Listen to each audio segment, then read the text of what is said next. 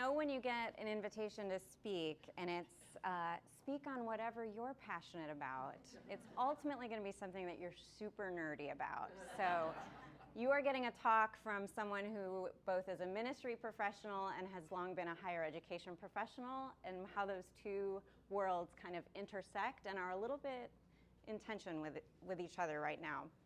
So the topic I went with is, where do pastors come from? But our conversation is going to kind of lean into the next question, which is, where will pastors come from with all of these things shifting and changing at the same time?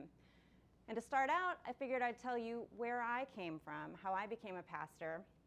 So I am third generation clergy behind my mother, who is an American Baptist pastor, and my grandfather, who is deceased but was a leader in the United Methodist world as a pastor as well. So I share that to say that this is the job that I swore up and down for my entire first 25 years of life that I was never going to have.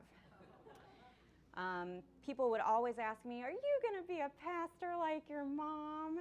And you can imagine that being asked that throughout your childhood, your no becomes stronger and firmer. But I was ordained into the United Church of Christ in 2010. And then I said, well, I'll get ordained, but being a local church pastor, that is something that I will never do. That's not what I'm called to do. So I spent my first 5 years in ministry as a hospital chaplain at Vanderbilt Medical Center, and then I moved back over to my alma mater and worked at Vanderbilt Divinity School for 6 years.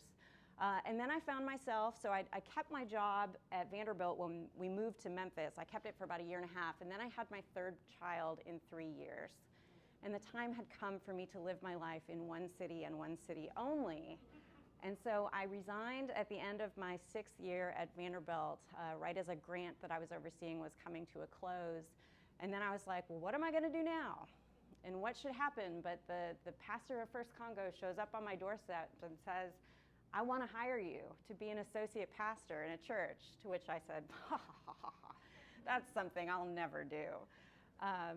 But she was persuasive.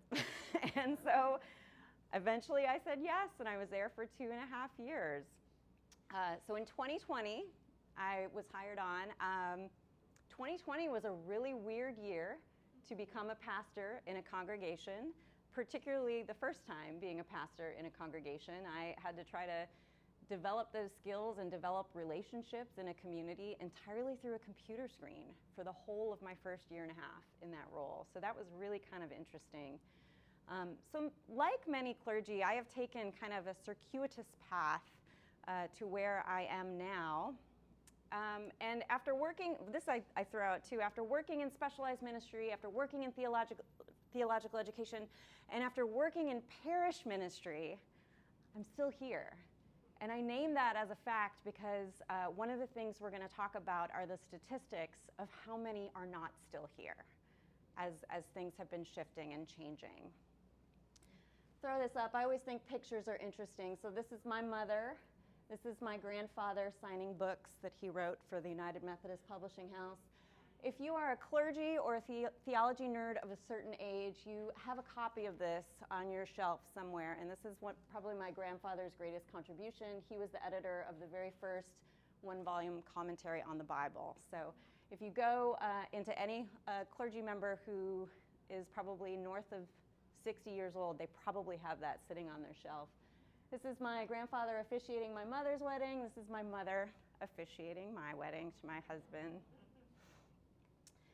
So we're going to talk about being out of sync. Anybody get why that's funny? Yeah. Okay. I can't use that phrase without thinking about the boy band NSYNC, so they had to make an appearance. The relationship between the church and theological education have become out of sync with each other. Some of the reasons for that, so if you know anything about theological education, you'll know that nearly all of the oldest colleges and universities in this country were founded as schools to train clergy, not doctors or lawyers, clergy. In 1811, Frederick Schleiermacher published a brief outline of theological studies, and this is noted as the moment that gave birth to the modern era of theological education, because it noted that there were 3 areas of focus for theological study: philosophical theology, dogmatic theology, and pastoral theology. And those 3 have kind of comprised the meat of what we understand as theological education in this country. Theological schools intended to prepare clergy for pulpits, and they did that pretty much exclusively for a really long time. And I say that for a really long time because I was in divinity school from 2006 to 2009. And although we knew that a lot of people were not going to be pastors in pulpits, the degree program that I completed still pretty much was intended to train you to be a pastor in a pulpit. Theological education today. So we're in a season of tremendous change. You can talk to any younger person who's a recent grad of theological school, or an older person, which is another reason that it's in a season of theological change, or tremendous change, is because we've become older. Our theological students have become older. The student population is becoming more diverse, particularly with more Black and Latinx students enrolling. Fewer students are doing the MDiv in favor of shorter 2-year degree programs, whether that's a Master of Arts. At a lot of schools, it's called a Master of Theological Studies. Anybody have any guess why that is? The one who's currently a student. Is it cost? Denominational support for funding theological education from denominations is declining, or it is remaining stagnant, which means it is declining because the cost of attendance continues to go up year over year. At least 32 theological schools have merged and 11 have closed since the Great Recession of 2008 to 2009. So the Association of Theological Schools, which is the primary accrediting body for theological education, typically has around 175 to 179 accredited theological schools. So 32 merging and 11 declining is a pretty significant number when you're talking about that many schools. 32 merging, 11 closing. Many schools have moved to hybrid or 100% online programs in the last 15 years. When I started at Vanderbilt, this wasn't a thing in 2006. There were no online degree programs. By 2014, I think there were 3 to 5 schools that had just launched a completely online Master of Divinity program. And in that time, then we started seeing more, like if Memphis Theological Seminary has what's called high flex, which means you take the bulk of your class work and you watch lectures online, and then you get together maybe 4 times in a semester for like 6 hours. So they call that high flex. Enrollment has been declining or flat since 2005. My first year in my MDiv program at Vanderbilt, the incoming class was 97 students. Last year it was 38. So some schools are kind of holding a little more close to where they've been, but a lot of schools are seeing that, up to 50% decline or more in enrollment. Fewer students arrive at school with a strong denominational identity. More and more are what we call religious nuns, which doesn't, and I say that, it's not N-U-N, N-O-N-E-S, N-O-N-E-S, which means they're more likely to say, well, I grew up Catholic, but then in high school I attended a Presbyterian youth group, and then in college I started hanging out with Campus Crusade for Christ, and so they don't have one denominational identity. They're not as likely to be like, I'm a Presbyterian. They're less likely to have that one identity marker that they've kind of stuck with throughout their life. And one of the challenges with that is if there is funding to be found from denominations, there's less students that are likely to be eligible for that because they've journeyed around a little bit more in their youth. The current realities. So ministry, as you know, has evolved to include many, many roles outside of the brick and mortar church. I know that Lisa Anderson was here last week talking with you all about Room in the Inn. Hospital chaplaincy, college chaplaincy, grassroots organizing. So like the folks who run MICA are typically all ordained folks, the executive directors. In the 2000s, we started seeing reports from agencies and organizations waving a flag that we can't assume that theological school grads want to work in churches. However, as far back as the 1960s, Charles Fielding wrote this book that was kind of a big book in the theological education world called Education for Ministry. And he wrote in the 60s that we can't assume that pastors want to work in churches or that they're going to stay there for very long. So like the flag, we started paying attention to it in the mid-2000s, but the flag has been there. Somebody's been waving it in the background for quite a while. In the 90s, theological schools started seeing a drop of graduates entering traditional ministry at a rate of about 1% per year, and that has remained true over time. Now, here are the complicating realities. The decline of mainline Protestantism and overall religiosity in America. The Pew Center's 2023 projections show that Christians are shrinking from 64% of Americans of all ages in 2020 to between 54% and 35% by 2070. So we are a shrinking population. The only churches that are showing substantial growth are evangelical churches, and they're less likely to require theological education from the folks that they employ as pastors. If anything, there's a tendency to actually be a little suspicious of theological education, unless you maybe went to the right school. The cost of American higher education has exploded. Between 1980 and 2023, the average price of college tuition, fees, room and board have skyrocketed 155%, according to the National Center for Education Statistics.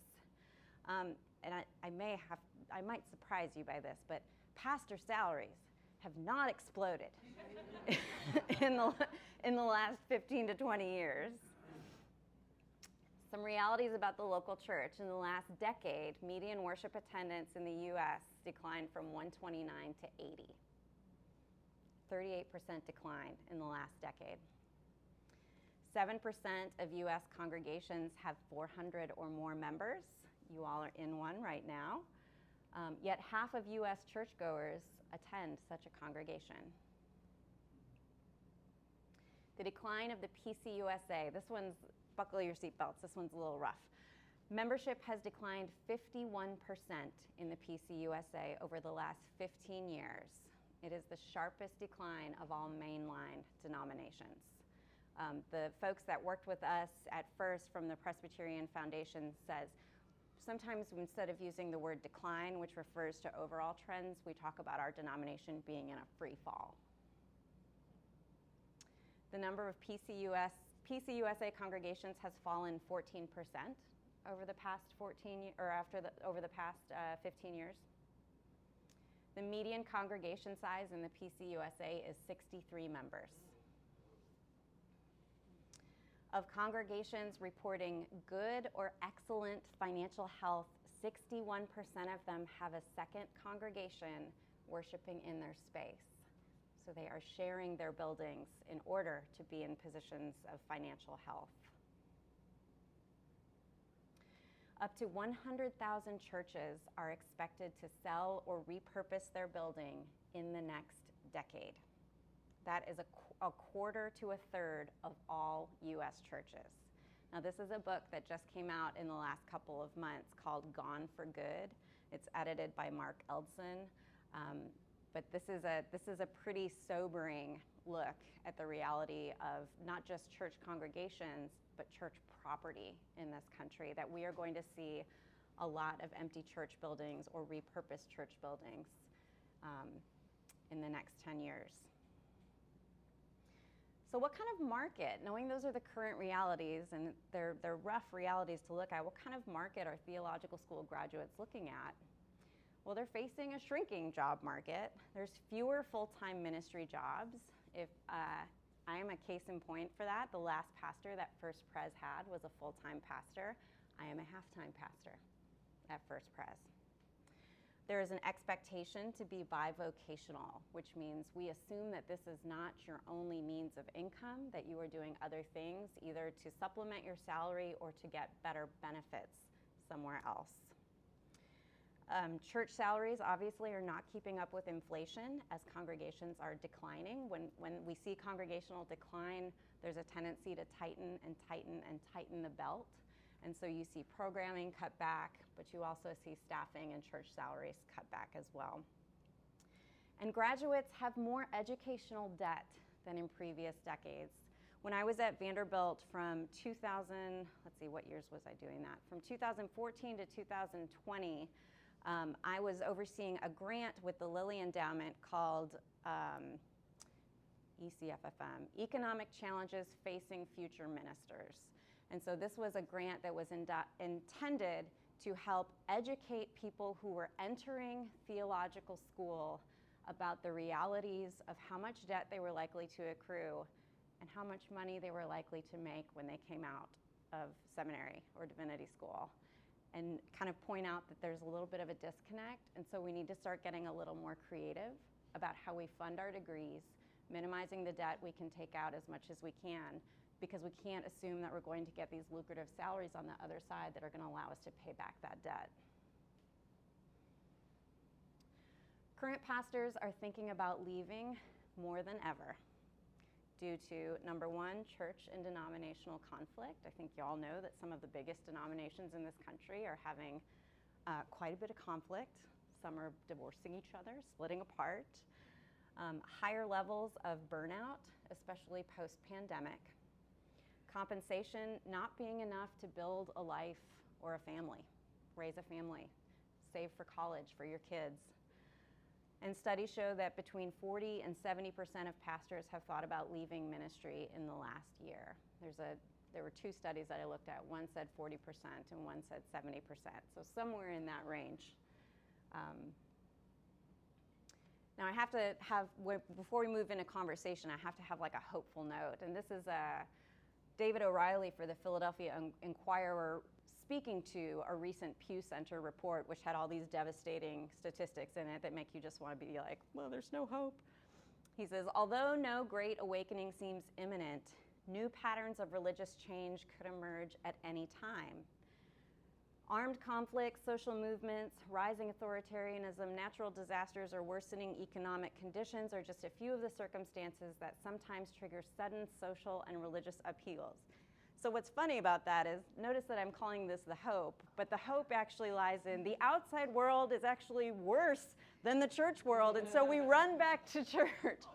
That the problems in the church world will ultimately be less daunting and scary than the problems we face in the outside world. So the church will again be a place of refuge. So I kind of want to move now into this being interactive, a conversation. What are the things that surprised you? What are the things you have questions about? How does this ring true? Where do you see hope as I share some of these shifts that make us like, ooh, where will the next generation of pastors come from if these are the realities that folks are facing? Yeah. I wasn't aware that divinity schools did anything but train pastors. I just thought that was the mission. Yeah. So there are schools that have higher percentages than this, but Vanderbilt, probably about 25% of students actually go into parish ministry. So some of them go on and want to go into academia, so they get, PhDs, which again is another daunting job market if we're going to talk about that. But folks are going into nonprofit work. Folks are going to become post-secondary teachers, K through 12 teachers. You can walk down to the Starbucks, you might find a divinity grad there trying to figure out what they're going to do with their divinity degree. Yeah. What resonates with me here is that this is true across a certain sector of all higher education. Yeah. I was an English professor, and I am so glad I don't have to worry too much about it now. Yes. Because those kinds of programs are being cut, and we've seen this at places here in Memphis, where you cut out the arts, and of course people are going to the programs that will give them a better payoff once they graduate than what Yeah, well, and you have to with how expensive education is. Absolutely. My colleague and I, who worked on this grant for the Lilly Endowment, took our programs we developed and our research findings and presented at NAGAP, which is a national organization for admissions officers, particularly graduate programs, all across the board, law school, med school, English. And we presented a session called Eyes Wide Open that was particularly targeted to what we were calling the helping professions. So professions for which you typically have to have an advanced degree, like social work or teaching or nursing sometimes, but that don't always come with the salary that makes it easy to pay back what that degree costs. And I had this conversation with my colleagues at Vanderbilt all the time. Why would you get your master's in education from the illustrious Peabody School of Education for $70,000 when you can go down to MTSU 20 minutes away and get it for $25,000? Because you know your salary in the public schools, they don't care where your degree came from. It's not going to make a difference. It may give you a competitive edge in getting the job in the first place, but it's not going to change how you can pay it back. Why do you see the decline in Christianity? Part of it has to do with the percentage. Obviously, we're getting more and more Hindu, Islam, so that cuts the percentage a bit. Yeah. But why do you see, like particularly with Presbyterians, how they're losing tremendous amounts, and the only one that's gaining are the evangelicals? Yeah, if I had the answer to that question, I'd probably make a lot more money and be on the Today Show. But it's not just Christianity either. We did an episode. I do this panel conversation at Crosstown Concourse called The Mystic, where I sit with Scott Morris from Church Health, Rabbi Micah Greenstein, Kirk Whalum, saxophonist, and Reverend Joshua Narcisse, yes. And one of the topics we had was on the decline in organized religion attendance across the board, because 2020 was the first year that for the first time the majority of Americans said they do not regularly attend worship anywhere across the board, whether they were Jewish, Muslim. So there's also just a drawing back. Even if somebody identifies as Christian, which is what these statistics we're talking about, they aren't necessarily attending worship anywhere. They're not a part of a community. And I think that COVID didn't help us with that. I think when we couldn't attend in person, people figured out a lot of creative ways to feed their spiritual lives. They've got their podcasts they listen to while they go for a walk in Overton Park, and that becomes their church. And then it's really hard to get them back when they've established other Sunday morning routines that make them feel like they are spiritually fed. I mean, you can do that and you don't have to take a shower in the morning, right? I've got a Jewish neighbor who said to me not too terribly long ago, she said, Judaism in the United States is declining because people don't convert. You're born Jewish. Yeah. And so they're not getting the new replacement members. I have 3 students at Vanderbilt Divinity School who were enrolled to become pastors and ended up converting to Judaism by the time they were done. So they really loved their Hebrew Bible professor, and they were really drawn in. And our New Testament professor for the longest time at Vanderbilt was Amy Jill Levine, who's an Orthodox Jew as well. But no, that it's true. There's a decline across the board, and I think there's a number of reasons. I think some of the things are some of the hallmarks of millennials and Gen Z don't lend well to how we've been doing community and how we've been doing worship in local churches. So we've not bent and adjusted ourselves. We've kind of, like theological education, we've kind of stuck with what has been tried and true for a long time and not been as innovative before we've had to be to sort of be attractive to what these younger generations want. The data point there about the PCUSA and its decline, is that connected to the splits to other denominations? I don't think so. I don't believe it is. We didn't talk about that when we worked with the foundation. I think that, and that I would say the statistics of the 129 worshiping attendance down to, I think it was in the 60s, that's true of First Pres as well. So I think we're a good case study of that. Yeah. I'm the current treasurer of Presbyterian Mid-South. Yeah. And people probably with our congregation, large 1,500 member congregation, probably don't understand that of the 38 congregations in our presbytery, only 5 have membership over 100. And a number of them have membership, maybe half of what's left have membership under 50. And, in a small community with a big physical plant and a lot of deferred maintenance, it's hard to make the numbers work. Yeah. Yes. Welcome to my world. Yeah. Years ago, I read the same Pew study, Yeah. and one of the things that surprised me or alarmed me reading it was that there are an increasing number of people in this country who don't believe in any sort of divinity whatsoever. Mm. And with that number growing, you can kind of see why PCUSA and other church Yeah. membership's declining. Yeah. And you can sort of evident in the movement towards kind of situational ethics Yeah. instead of a belief in, and belief in the divinely Yeah. inspired constants. Yeah. And I think that's an interesting. I don't know how you can I feel like it's kind of fight that trend. a step ladder effect, right? Because you all will understand what I mean when I say one of the biggest things that helps me believe in God and in theology is other people and being in community. So if you see a decline in folks being a part of a religious community and they're just doing theology in a vacuum, you can also see that it's a lot easier to kind of be like, this doesn't really make sense to me anymore. I think there's also a lot of folks in this country that have never been exposed to sort of moderate to progressive theology, to intellectual theology. I'm married to a physician who grew up Catholic, and by the time he was a college student at Notre Dame, a Catholic college student at Notre Dame, it kind of lost traction for him. And so he was really intrigued that I'm this pastor and I'm not a weird person. Well, I mean, I'm a weird person, but I'm not that weird, but but I remember bringing him to a couple lectures at Vanderbilt Divinity School, and his mind was blown that there could be intellect in theology, because he just had never really seen that. He went to a pretty traditional Catholic church as a child and then never really engaged.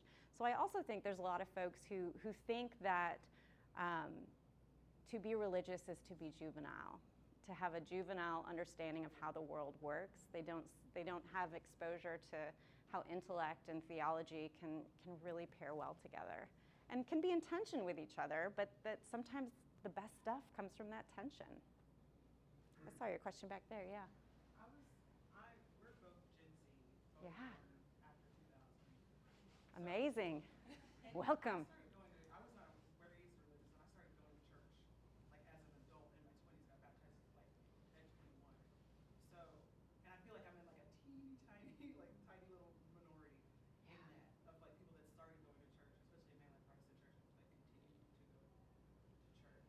And I've been kind of trying to investigate my own experiences of like how I ended up here, and I like where I am, but I guess I kind of wonder both like what does the church, like what research have you seen about the people that are in my demographic that do attend like a mainline or a progressive church? Because I see a lot of my peers, it's like my peers that are religious are like at the super extremes, like it's either like you are incredibly conservative or you're like into Wicca or something. And I'm not saying most people, I don't see it. Yeah. Many people that are in the middle of that, and I kind of just wonder what the church or what like intellectuals are doing to kind of investigate that phenomenon and kind of remedy it. Yeah. Well, I mean, as someone who's a pastor of an aging downtown church who lacks your demographic, I'm interested to know how did you come here? How can we get you? So I have a job. I was trying to think. I knew I wanted to go to a church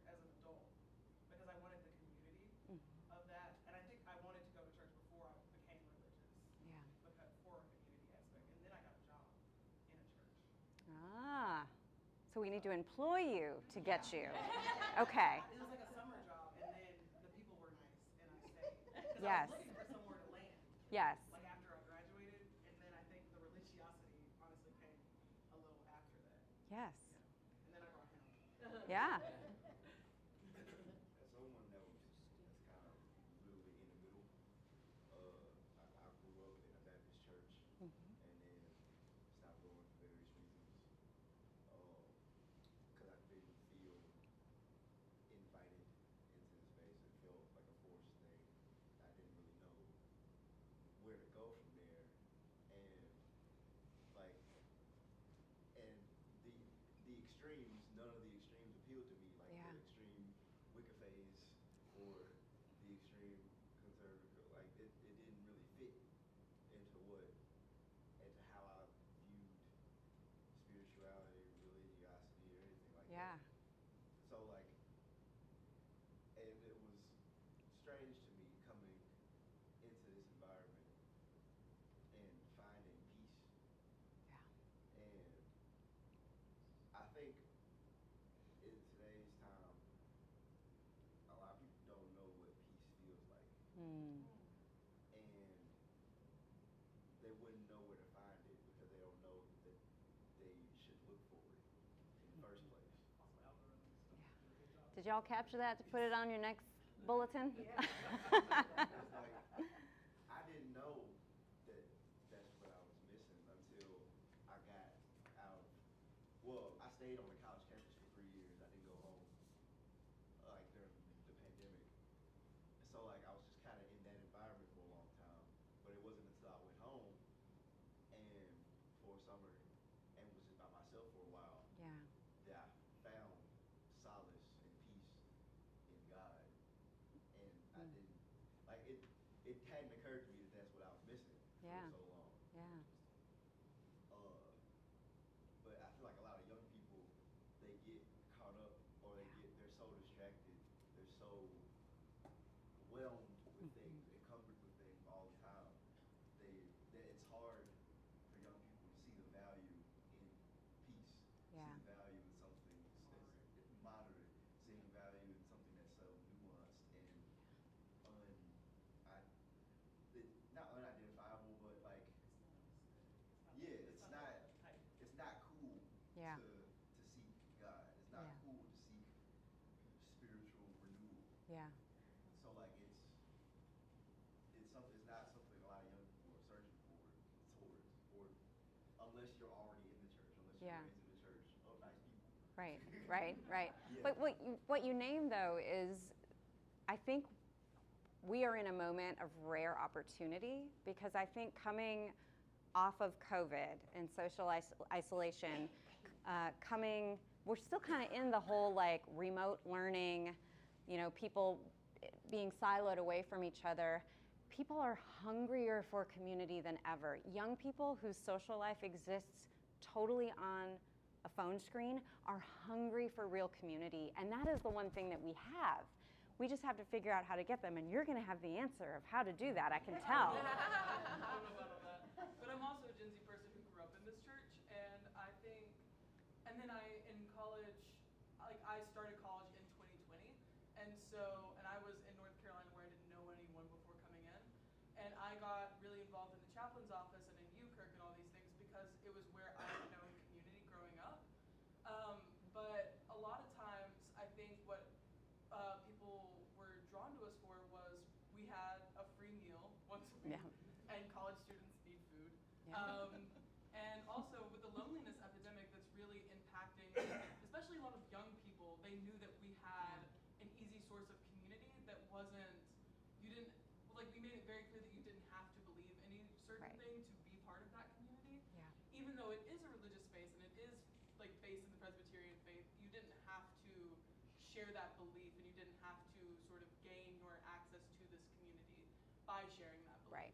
Which I think is what scares off a lot of people of my generation, is Right. they think that they have to have it all figured out before they step foot in a church. Right. Because we're so used to being expected to know things and like know our positions, but we're still young adults who are still trying to figure everything out and who haven't quite yet realized that no one ever has anything figured out. Yes. And Yes. so we think we have to know our faith before we Oh, And I think part of what I think Idlewild has always done well is making it very clear that you're allowed to have those questions, and the questions are more important than the answers. And like that was, I went to a private Southern Baptist school growing up, and Idlewild is the thing that like helped me keep my faith because I wasn't expected to know everything. yeah. And if I had doubts, I could bring them here. And I think that is what a lot of people my generation at least aren't used to, Yeah. is not being expected to know everything about their faith. Yeah. Oh, I love that. I love that. The tagline for the UCC, my denomination for a long time, was whoever you are or wherever you are on life's journey, you're welcome here. And I'm like, we need to revive that sort of like. That's my grandchildren don't want anything to do with church because they think it's judgmental. Yeah. And a lot of them are. Let's be real. How do we show that we're not? I had a couple of observations about some of the things that you presented, and Yeah. it's just having to do with this one woman that we knew. We lived in Richmond, Virginia, and so we're at Fourth Pres, which is a very educated, it was very associated with the Second Pres, sorry. Yeah. We had a lot of the professors from the seminary at our church. Yeah. In fact, at one point, the pastor had everybody who was one degree of separation related to a pastor, and a third of the church stood up Woo! heavily. But this one woman that we knew in Greenville went directly from undergrad, this is relating to the age of seminary students, went directly from undergrad to Princeton Seminary, Mm-hmm. and ended up, after that first year, taking a year or even more off. Yeah. Because she felt so out of sync with everybody, because they were all older, all married, on campus with their spouses. Yeah. And she just didn't have she didn't fit in. Yeah. She didn't feel like she fit in. Her father also lost his job while she was in that first year of seminary, and she was really concerned about, what am I going to do? Yeah. How am I going to pay for this? Yeah. And we happened to know a fellow who used to be on the board at Princeton's seminary, and he said, well, they've got gobs of money, just ask for it. Yeah. And they ended up paying the remainder of her That's great. everything. Yeah. So, there are some schools out there, probably Harvard has the Yep. same sort of. I mean, I went to Vanderbilt on an 80% tuition scholarship, but I also had to pay to live and feed myself and make car payments. And so that's a lot of times the debt that students take on in graduate school, because seminaries do, especially university embedded seminaries or sort of these long-standing seminaries, do have great endowments and support, but you also have to afford to live. And one of the trends that we're seeing is that But you run into that anywhere you went to grad school. yes, It's not just. Right. It's not just. yes, but the salaries for ministers don't allow me to repay it very easily. The salaries for ministers have gone up a lot. They have, I'm a PK. yeah, And when my dad was back in the 70s, he had a housing allowance, which meant we had a manse, but he was making $30,000 yeah. outside New York City. That's about what a lot of pastors are making now. Some of them are. You're in a very distinct context in this building right here, I will say, and churches like this building. Like we said, the majority of churches are operating with about 50, and that's the majority now. That's so if we have 100 theological school graduates from one seminary, there may be 100 big pulpit jobs available in the country total in a given year, and probably less. So the majority of jobs that folks are going to go into are going to be these lower salaried, often half-time positions, because those are the positions that are available right now. Yeah. This is actually a question. How many, if you know offhand, how many churches in the Presbyterian Mid-South have any associate pastor? Yeah, not a lot. Germantown, First Jackson. 3. And there are a number that share a minister, right? Yeah. Yeah. Most of the congregations do not have, very few actually, Yeah. installed pastors. Yeah. I got a question for you. Yeah. Now that I got the floor. As the granddaughter of a United Methodist pastor, the Yeah. daughter of a American Baptist pastor, as a UCC ordained pastor in the PCUSA denomination. Yeah. So Alphabet I've seen soup. a lot of schisms within the mainline churches. Yeah.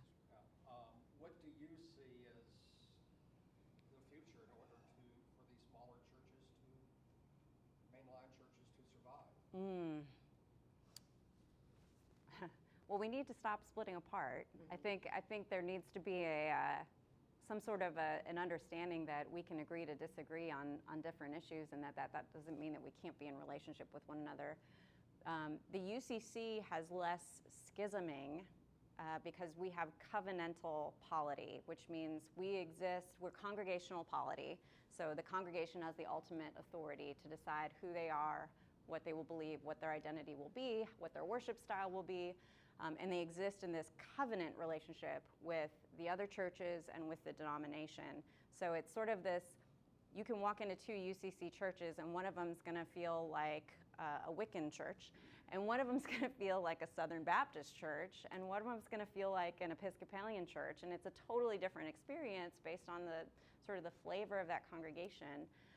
And I do think there's some beauty in that, because it keeps us in relationship with each other without insisting that we have to think the same way, worship the same way. I do love that about my tradition, but I don't know the answer to how we stop that sort of trend of schism. It's been happening for a very long time.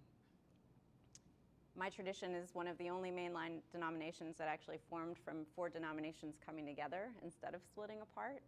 So we feel like that's in our DNA, that we have to stay together, because that's sort of our origin story. Yeah. Did I answer the second half of your question? It kind of ran out of my mind. But do you see the UCC model perhaps? I mean, the UCC has a lot of these same challenges, though. I mean, all of these challenges that we named are sort of similar across of all of mainline Protestantism. It's just the PCUSA, for some reason, and there's no explanation of why, is feeling it and experiencing it the most acutely. You said there's how many installed pastors? Very few. I don't know the numbers, but Yeah.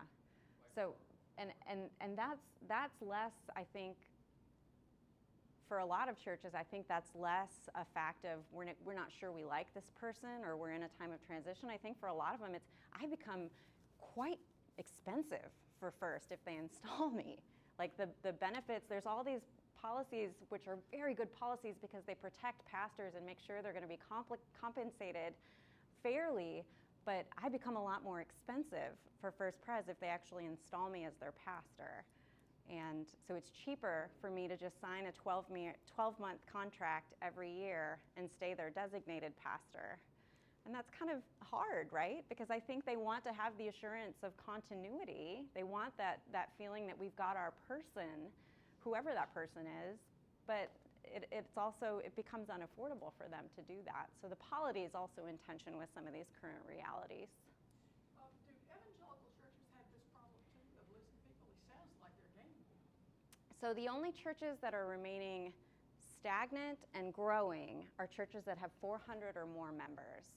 And I think that says something about how resource churches offer more programs. If a church is in decline and is having to tighten the belt, some of the first things that are notorious for being cut are youth programs, youth groups, childcare, and Sunday school programs. Like, they don't have staff for those things anymore.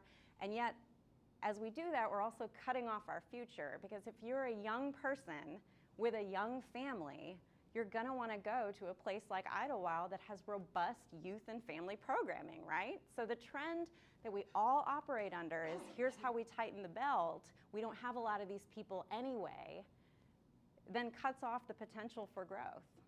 So it's an interesting dynamic. Is it time? Almost, though I had a thought on that. I grew up in an evangelical world. I went to evangelical Christian undergrad. I double majored in psychology and pastoral Christian ministries. I wanted to be a pastor, and I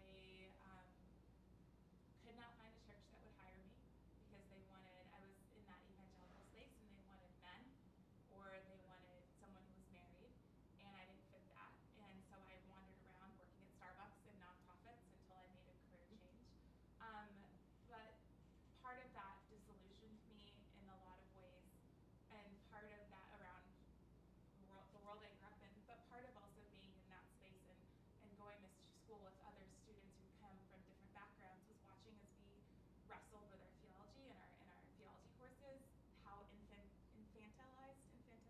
how Mhm. much we hadn't been taught to think growing up until they got to theology classes. And we constantly would say, gosh, have we been lied to our whole lives? And the number of people I knew in those programs who had planned to be pastors who just fell away from the faith because they were being challenged for the first time and suddenly didn't, like that being a pathway for people exiting from being pastors, on top of not being able to find work, on top of trying to rebuild your faith after it's been torn apart. Because going through that process, if you've never been challenged to ask questions and think through the hard questions and not have all the answers is really tough too. Yeah. And so it's a really nuanced, complicated world and pathway. But to your point, I think there still is hope. Yeah. We always have that hope in Christ, and I think church is going to continue to evolve and look different as the generations bring different ideas and perspectives and methodologies of being together in community. But at the end of the day, I think the best way it survives is that we are together in community. We have time for maybe one more. Yeah. And I want to say this is my hope.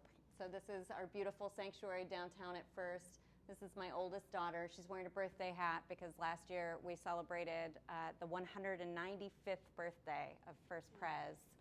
And she gets it. She loves it. The hope is there. She loves being a part of that community. Yeah.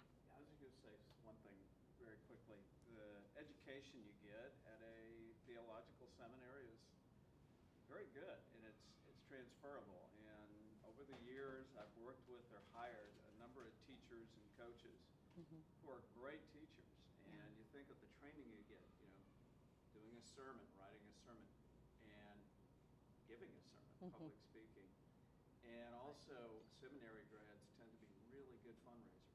So, there's a couple of development directors I know. The college I went to, the director of development, legendary guy, started out as a pastor. Yeah. So it's a great education. So you can take it in a lot of different directions and really make a great career of it and a good life. So. Well, thank you. Yeah. All right. That was a great end.